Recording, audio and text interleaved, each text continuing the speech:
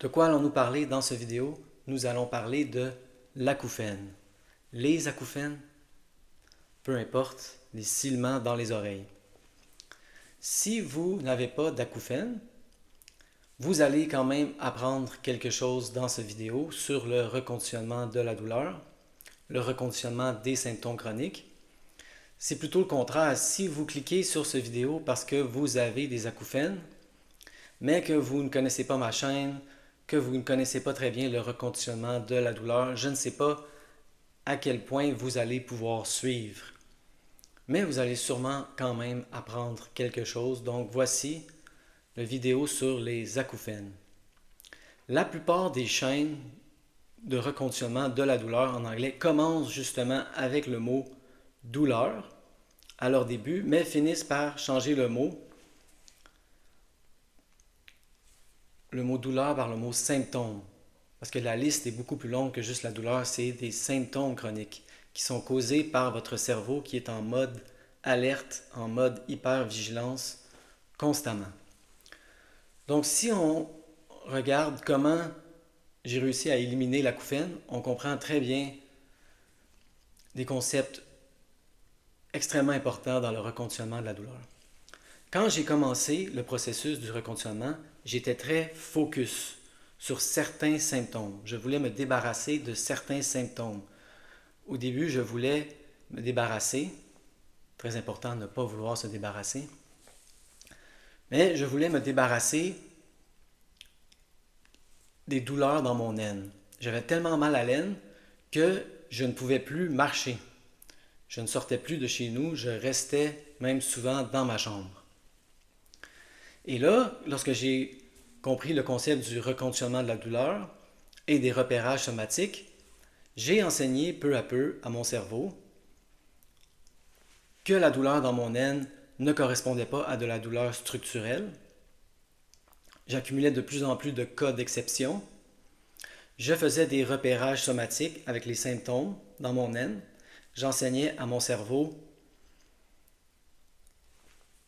que les sensations n'étaient pas dangereuses et la douleur dans l'aine a considérablement baissé. Et comme je l'ai expliqué dans d'autres vidéos, j'étais de plus en plus convaincu que mon aine était neuroplastique.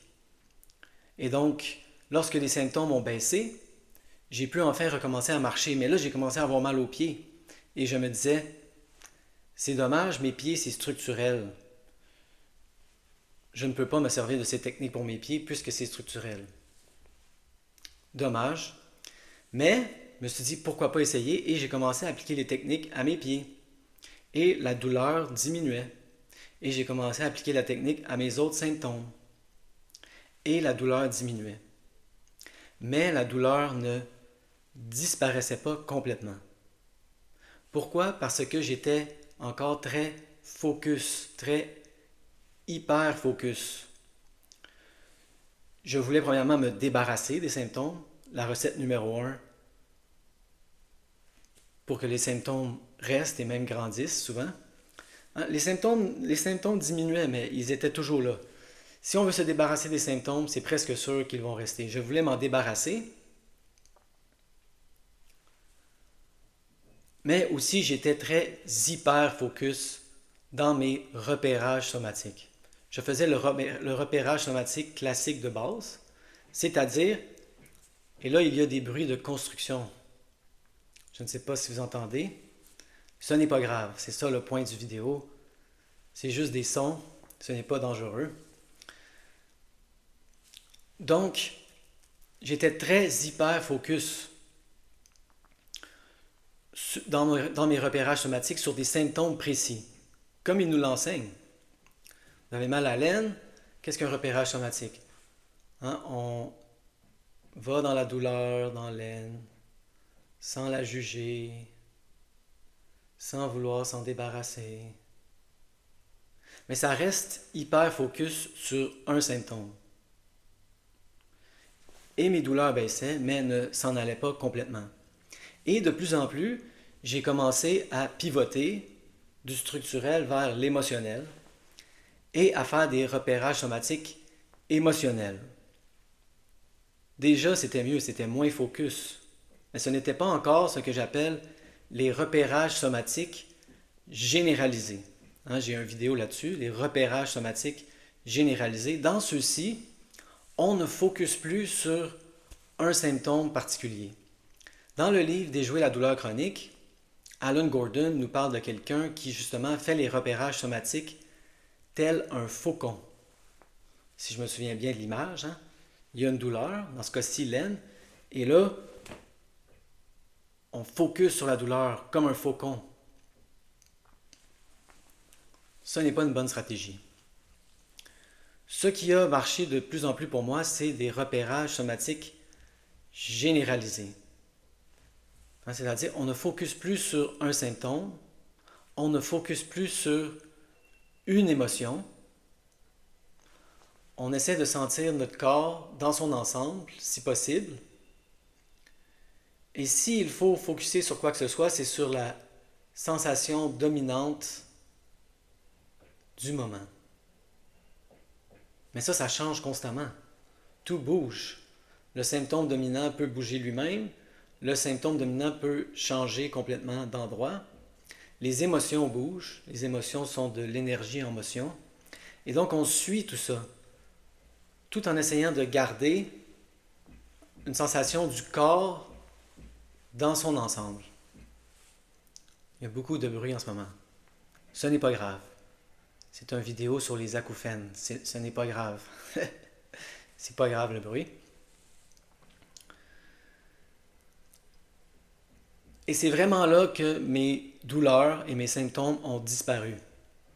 Quand j'ai arrêté de focuser sur des symptômes particuliers, quand j'ai arrêté de vouloir m'en débarrasser et que j'ai seulement voulu sentir, je veux sentir, c'est le seul but du repérage somatique, on ressent, sans jugement. Et dans le repérage somatique généralisé, sans focuser non plus.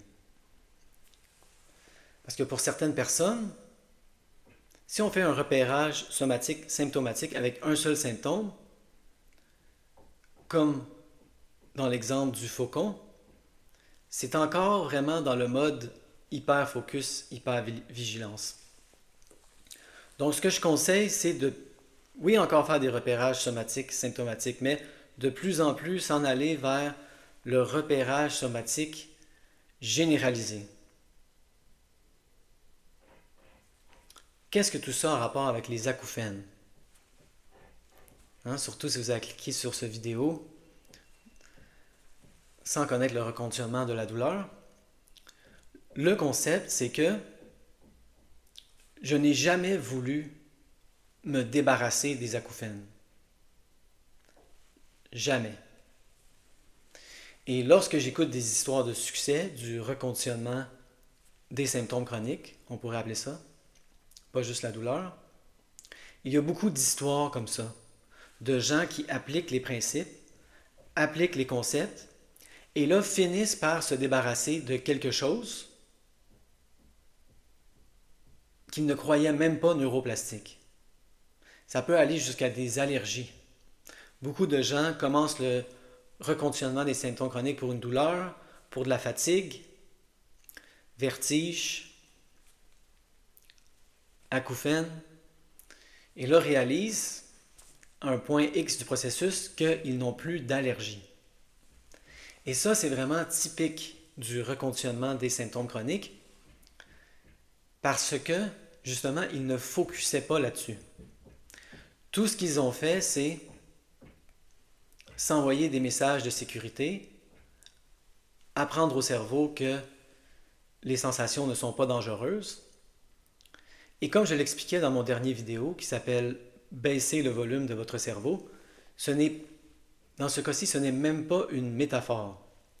Hein, dans le cas des acouphènes, j'ai littéralement baissé le son de mon cerveau. C'est ça la douleur chronique.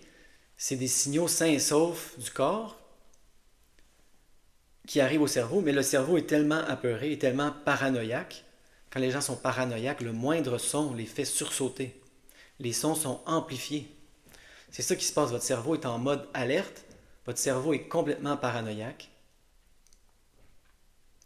et le moindre son le fait sursauter. Quelqu'un qui essaie d'entrer dans ma maison.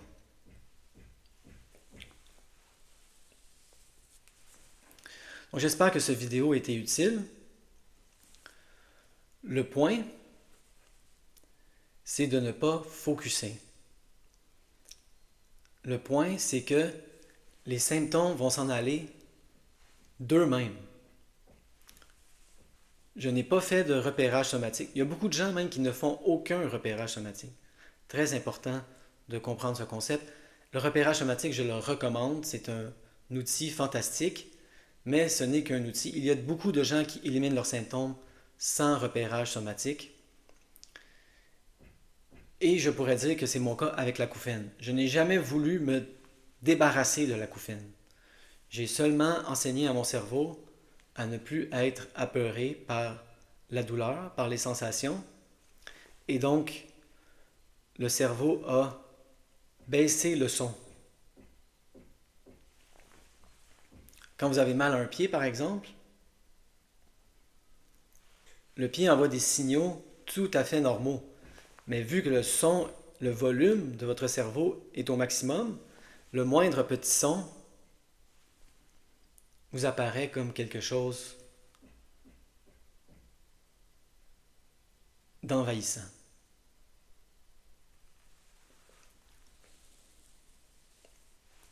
Et qu'est-ce qui est très intéressant, si on veut aller dans une autre direction, c'est que si je suis dans une pièce silencieuse, ce qui n'est pas le cas en ce moment, il y a beaucoup de bruit, ce n'est pas grave, ce n'est que du bruit, ça fit bien avec la vidéo. Si je suis dans une pièce silencieuse, et là que je porte attention au son, je réalise qu'il y a des acouphènes à tout moment.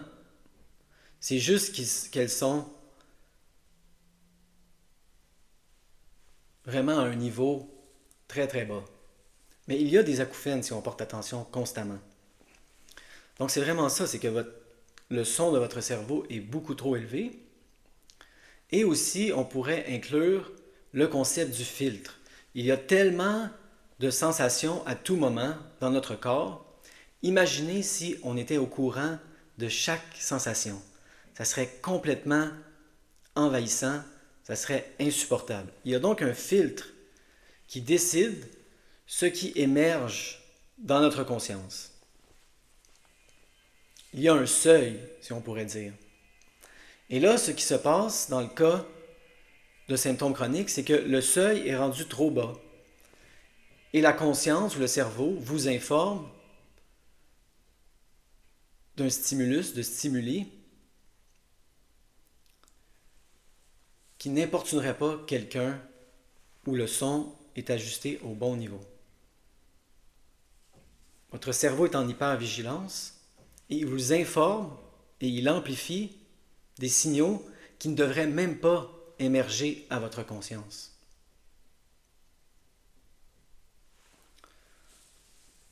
On peut jouer évidemment avec ce seuil lorsqu'on fait de la méditation. Par exemple, lorsqu'on parle ou qu'on écoute quelqu'un, souvent on ne porte pas attention à la sensation de nos fesses sur la chaise. Mais lorsque on fait de la méditation, on peut jouer avec le filtre, on peut jouer avec le seuil. Et là, tout d'un coup, je dis, oui, je veux être au courant de mes fesses sur la chaise. On peut jouer avec ça. Oui, je veux être au courant en ce moment, si j'y porte attention, des sons dans mon oreille. Il y a des acouphènes en ce moment dans mon oreille. C'est le même son lorsque j'étais importuné par l'acouphène, mais tellement plus bas.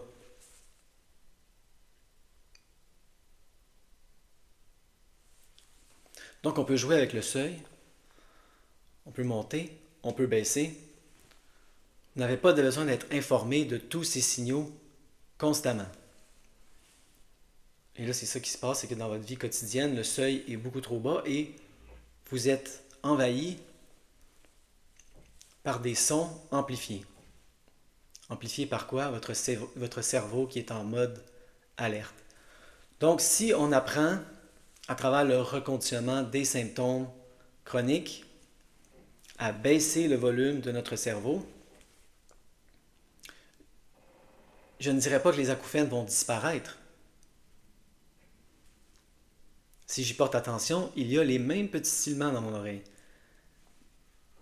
Mais ils ne m'importunent plus. Je n'y pense même plus. Je n'ai rien fait pour me débarrasser des acouphènes. Je ne voulais pas me débarrasser des acouphènes. C'est arrivé tout seul. C'est comme ça que ça va se passer pour votre douleur également. Si vous voulez vous débarrasser de la douleur, si vous faites des repérages somatiques ultra focus sur un symptôme, vous êtes encore en hyper focus, vous êtes en hyper vigilance. Essayez de peut-être vous diriger plus vers des repérages somatiques généralisés. On ne veut rien changer dans un repérage somatique généralisé. On veut se débarrasser de rien.